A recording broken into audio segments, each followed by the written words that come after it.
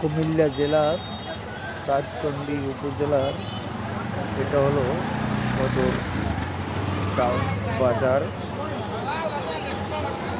বাজারে সকল মানুষ বাজারঘাট করেন।